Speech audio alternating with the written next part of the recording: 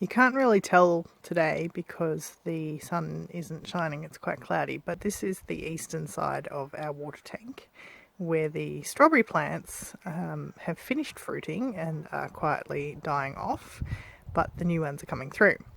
So the reason they're planted here is because when the tank was put in, we had to grade the land to make it level.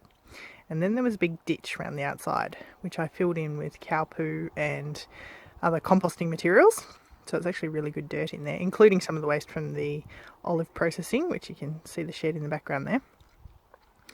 So this side is all of the strawberries, and on the east, and then we have calendula, which again is dying off, doing its thing, midsummer. And then as we come round, this is heading to the northeast side.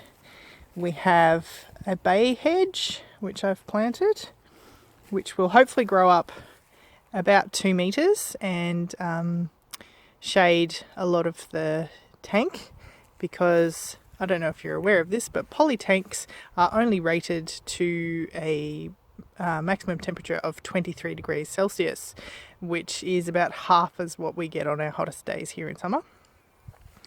And I've made use of the space in between this year for some silver beet plants, because my husband really likes silver beet. And then this one here is a German chamomile.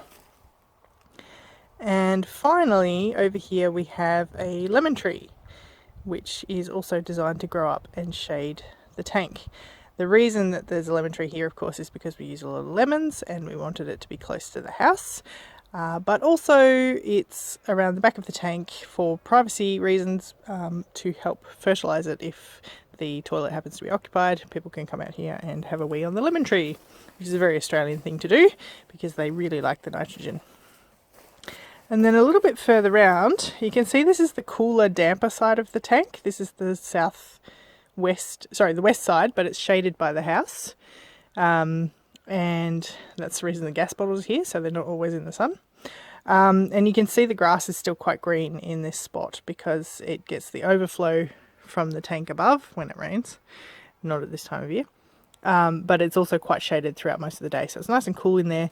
And down in the bricks, we have some chocolate mint at this end, and then we have spearmint, and then I have basil mint over here. And the reason that it's planted in the bricks is hopefully so that that will contain it a little bit and it won't get out into the garden too much, because mint does like to spread a lot.